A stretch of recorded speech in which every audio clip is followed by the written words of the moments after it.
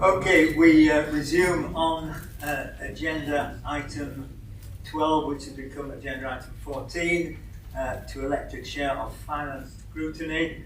I do believe that Councillor Dew has been pondering this matter, but I'll leave it to him to confirm that what his feelings are now about the nomination that was put forward by Councillor Baker. I'm happy to accept that, Chair, to be fair, and I shall do my best. Well, as long as somebody will second that. That's much appreciated. We have a secondary in Councillor Todd. Sam went up first. So, proposed and seconded. Are there any other nominations? I didn't think there would be somehow, but anyway. All those in favour of Councillor Dew? Unanimous, Phil. Everybody's with you. Yeah. I'm overcome, Chair. Yeah. Okay. We now move on to agenda item 13, allocation of seats on committees. Once again, it falls on me to present this. This is, of course, has simply arisen out of the slight change in the constitution of the council following the Penrith North by-election, and of course, the change in name of one committee that we just dealt with. Was there anything that needed to be added to this? Yes, I thought so. Right. There's an amended appendix which has got the list of names, and if you've got that in front of you, then that's what you're voting on.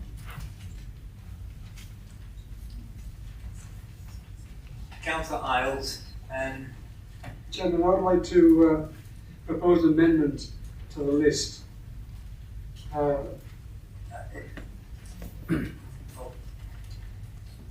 Right. Tell us what it is, please. For the overview and scrutiny, I've put forward Councillor Harker as one of the members. I'd like to replace her with Councillor Holden. Oh, I do apologise. Sorry, let's be clear about this. I hope there aren't too many of these, but we've got this appendix 2 in front of us, the one that's been printed off. Hopefully most of these will be uncontentious, but you're telling me overview and scrutiny, you as leader of the Liberal Democrat group want to replace Councillor Harker, crossed out and replaced by Councillor Holden.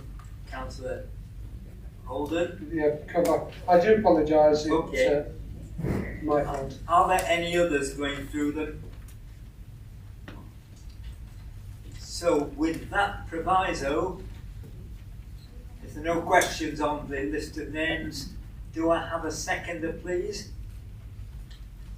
Councillor Taylor has seconded me. And if no one wishes to make any speeches about this list of names, then perhaps we can move to approval of it, hopefully. All in favour? Thank you very much, that's unanimously approved. So we're now on to agenda item 16, Local Government Reorganisation Implementation Reserve. That is for the Resources Portfolio Holder, Councillor Greenwood, to present. All I would say before she does is that we're all clear this is about the implementation reserve. It's not about the general principles of local government reorganisation or the names of authorities or anything like that. It's the specifics that Councillor Greenwood will explain to us. Thank you.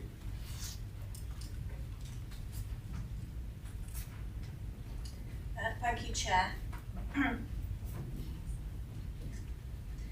So the purpose of the report is to establish the funding and associated governance arrangements for Eden's share of an implementation reserve required to support the local government reorganisation programme.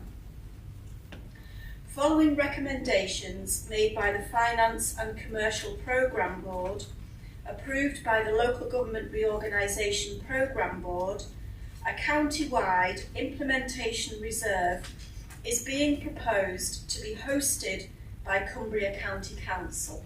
The level of resources required has been estimated at £19 million, and the detail is set out in the table at 4.1 and Appendix A. I have to stress at this stage these are very high-level estimates. The agreed split for contributions is that the county will fund 50%, with the remaining 50% split equally between the 6 districts.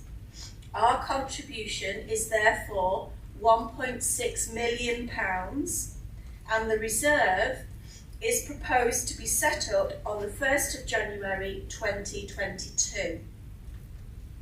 The control of the reserve will rest with the senior responsible officer for local government reorganisation and any approvals to spend given by them. The County Council will be setting up a scheme of delegation for the use and monitoring of the reserve. A memorandum of understanding will need to be agreed and signed by all 7 authorities, setting out clear roles and responsibilities in relation to the reserve. At the end of the programme, any unspent reserves will be split equally between the 2 new unitary authorities.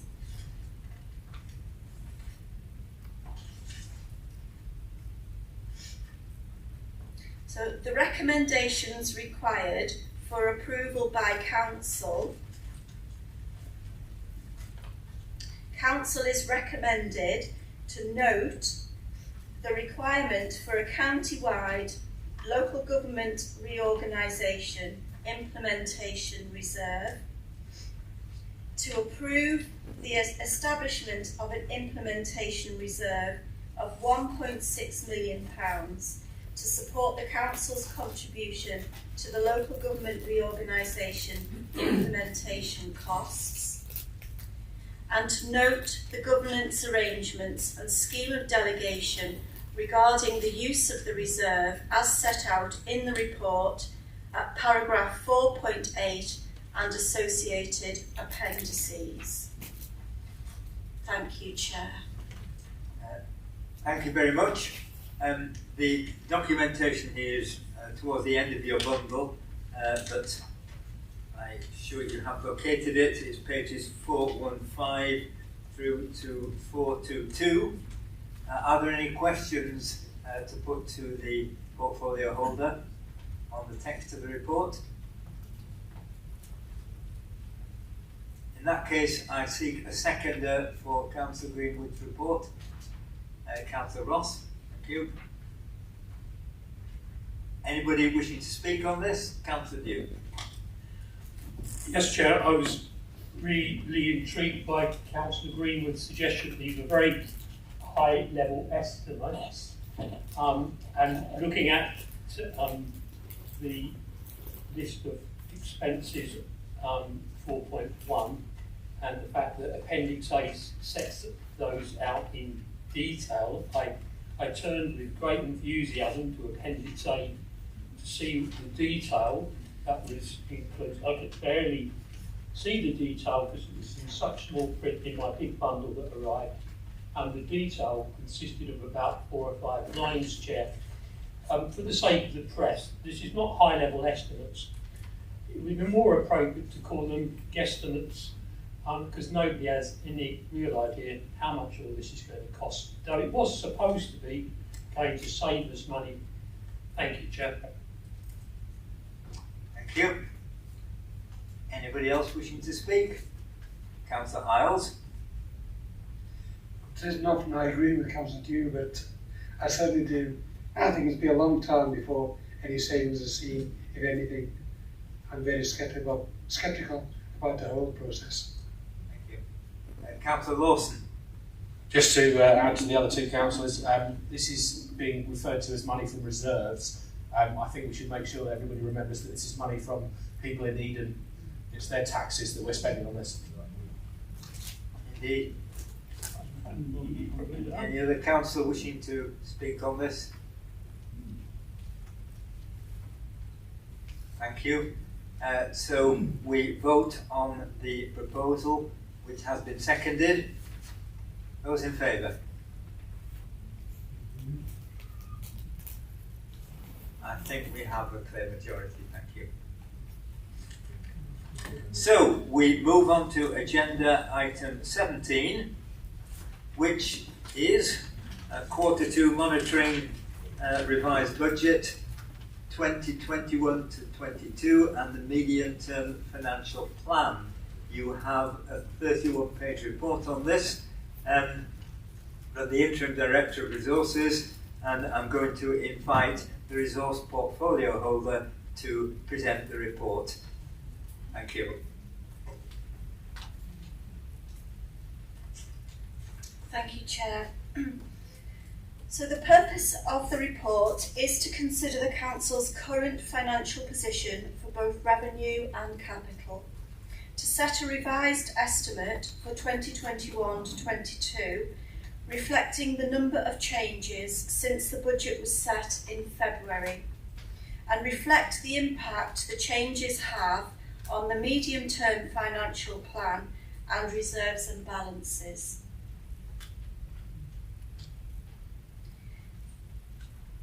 It's not common practice for the Council to set a revised budget in year. However, there are a number of factors which mean that it is necessary this year. And these are the level of revenue outturn for 2020 to 21, the level of capital slippage for 2020 to 21, the requirement for an implementation reserve for local government reorganisation to be set up in January 2022, the timing of the One Eden transformation programme, impact on savings target and requirement to implement new staffing budgets, the changes required to the funding and timing of completion of Vereda House, and the impact that these all have in year on the medium-term financial plan and reserves and balances. It is clear that COVID and local government reorganisation particularly have altered both the Council's horizons and the landscape of the Council's finances. Council has this revised estimate and one further budget cycle before it ceases to exist on the 31st of March 2023. It is therefore important to reset the revised estimate position to be as accurate as possible and ensure the medium-term financial plan position maintains the sustainable forecast that was established when the budget was set in February 2021. This will put the Council in the best position to contribute to the work in setting up the new Westmoreland and Furness Council, whilst continuing to deliver the best possible services for the residents of Eden until March 2023. The key elements of the report relate to the additional resources available to the Council through the level of underspend and slippage on outturn, and the change in funding through the Heart of Cumbria. This allows us to reprioritise some of our corporate priorities and reschedule our capital plans to make them more deliverable. The Q2 revenue monitoring position has allowed us to set a revised estimate for 2021 to 22 that doesn't require additional reserves to finance. In fact, it requires less than we originally budgeted. This has been factored into the medium-term financial plan, which shows a manageable level of funding gap over the life of the medium term and a surplus for the remaining 16 months of the Council. This will give us the platform for setting a balanced budget for Eden for 2022 to 23 and contributing positively to the work to set up the budget for Westmoreland and Furness in 2023 to 24.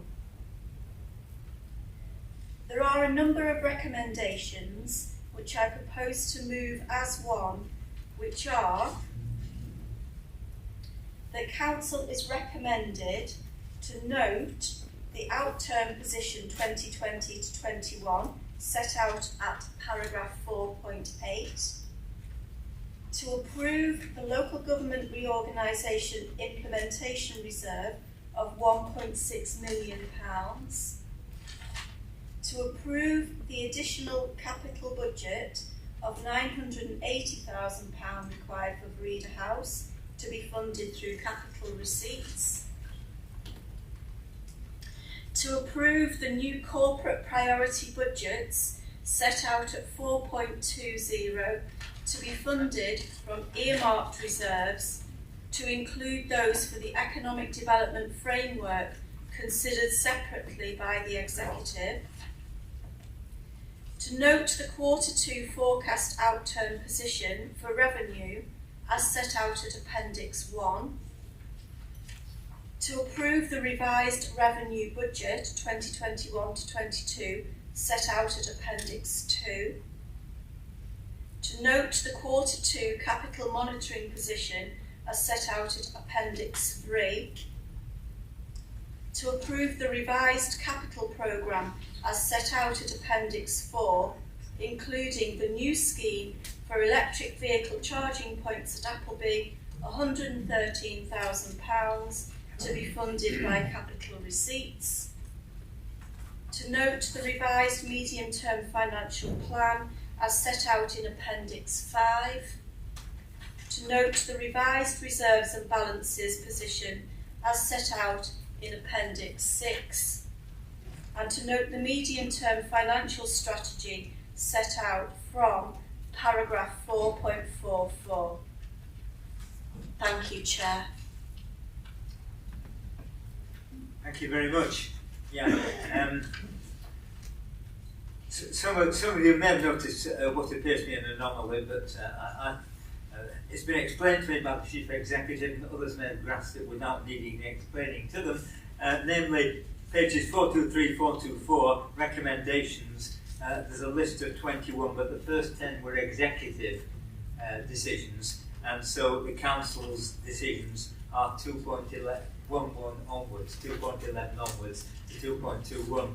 And in the agenda at the front of your bundle, it's those 11 that are listed as 1 to 11. So 1 to 11 on page 4 are the same as 2.11 to 2.21 on pages 423 and 424. I'm sure that's very clear. Right, are there any questions to the resource holder? Yeah, Councillor New, and there's another one, Councillor Bergin. Your questions? You're not debating points, but questions. Yeah.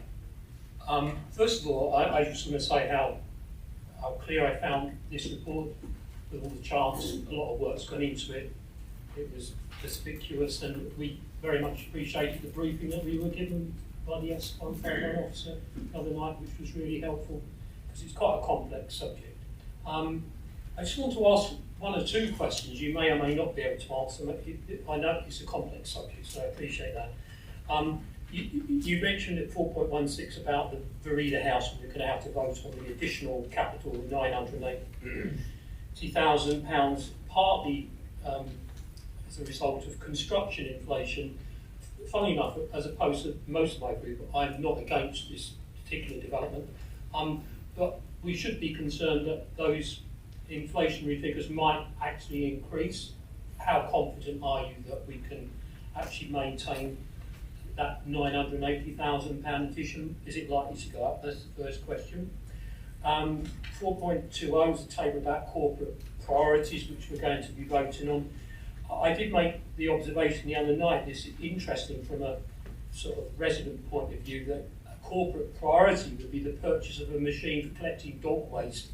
Seems a slightly bizarre priority to have for a district council, but I'm more interested in the economic development framework, which was debated at the executive meeting earlier this week, and there's a significant expenditure of £780,000, and £130,000 of that is for community hubs, and £250,000 is for HAS schemes.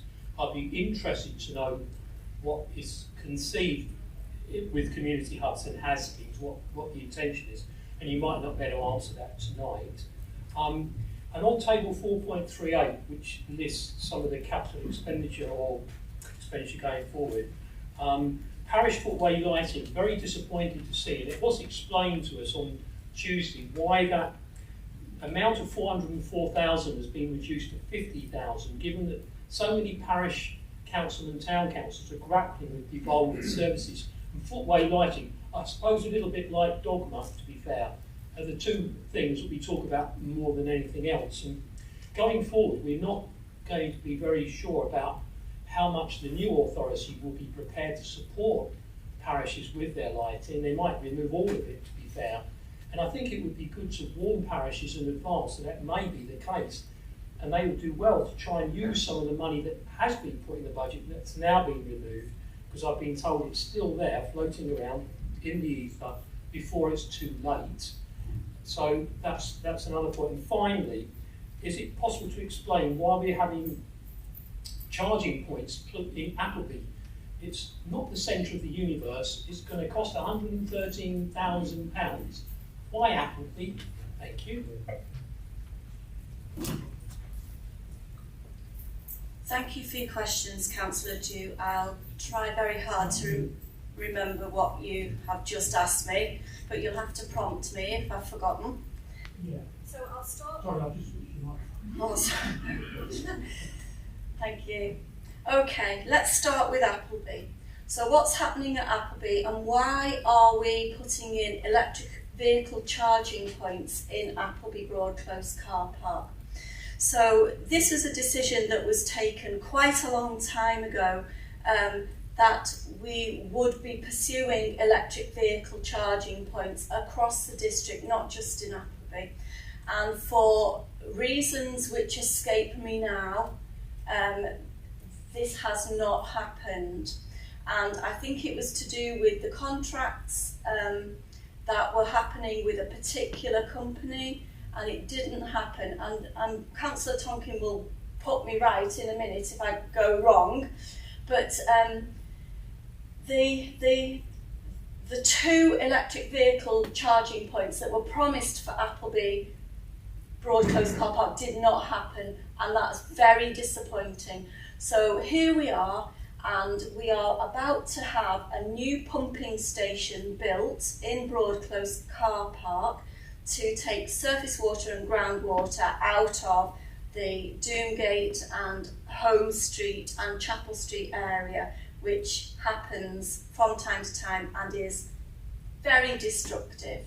So the Environment Agency promised after Storm Desmond that they would do some work, and this is their scheme, and Appleby is very pleased about it. They're going to dig up the car park, and in order to be able to install fast charging electric car parking points, they need to install an electric substation, because there isn't going to be enough electricity to run the pumping station and run the electric vehicle charging points. So it just won't happen. So Electricity North West have said that they would be glad to put in a new substation which will enable this to happen, but that they haven't got the money to do that.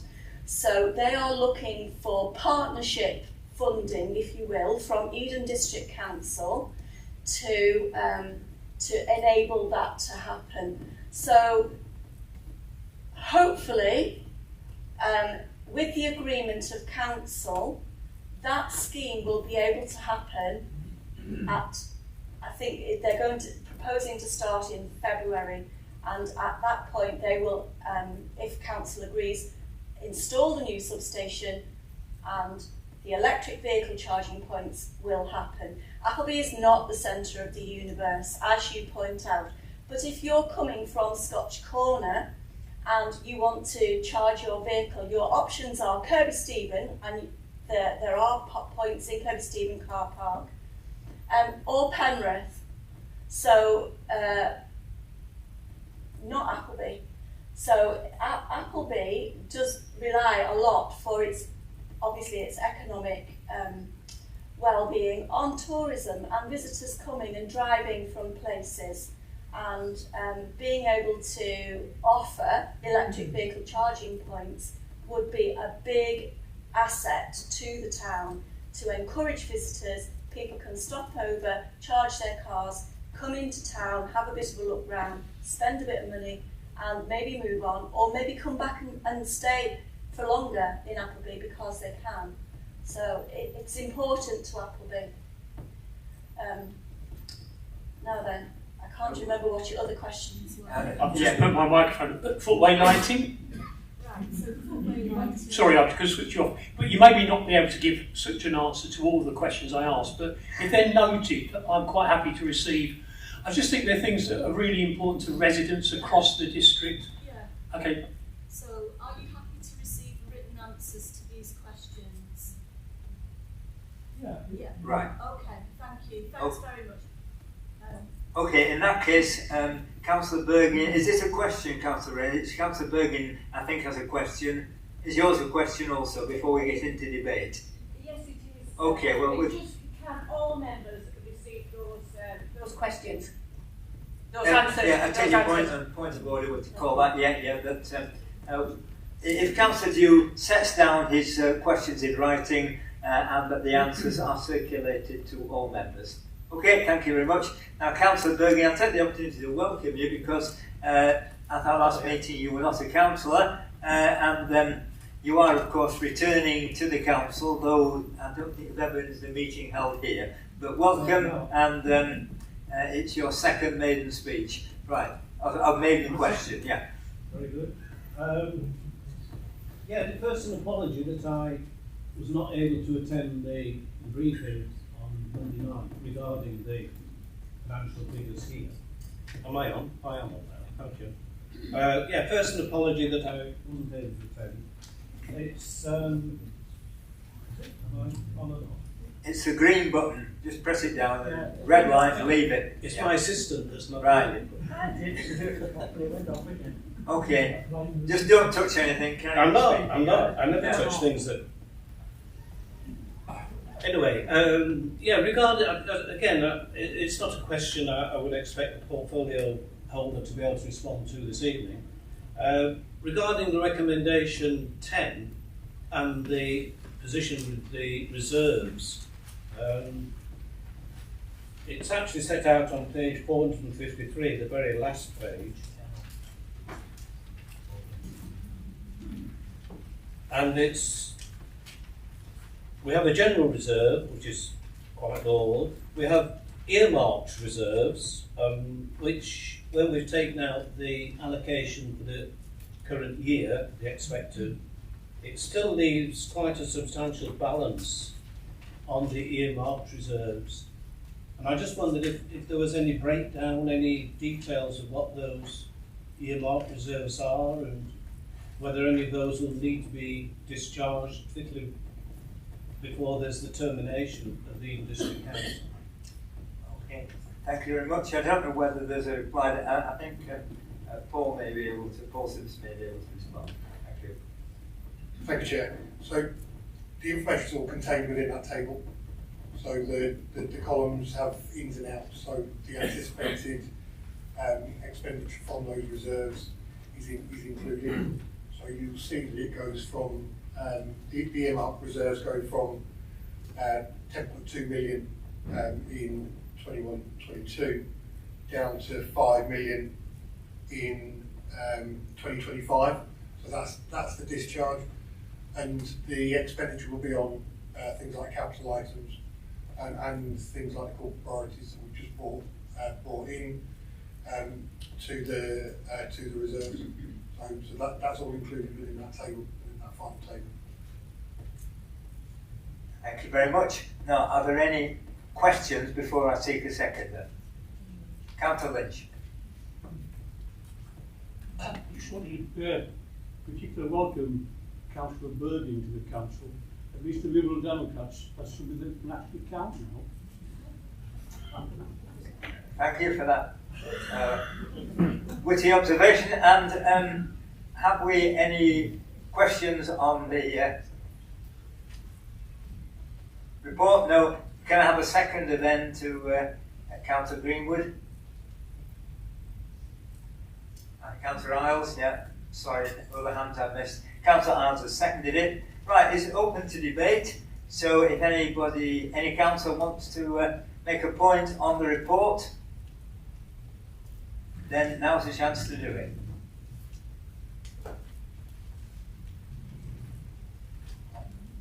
In the silence of the assembly, we move straight on then to a vote on this long list of recommendations, the 11 of them, which Councillor Greenwood has made. So all those in favour, please. Are there any against? Are you voting against, Councillor Lynch, or abstaining? You're voting against. So, against, please. Against, right? It's carried, yeah. Thank you very much. I think that brings us to the end of our meeting. And it only leaves me to tell you that the next scheduled meeting of Council shall be Thursday the 27th of January in the year 2022. We look forward to seeing you then, but I hope to see you long before then. And again, if you can make it to St Andrew's Church on the 20th December, please do. Thank you.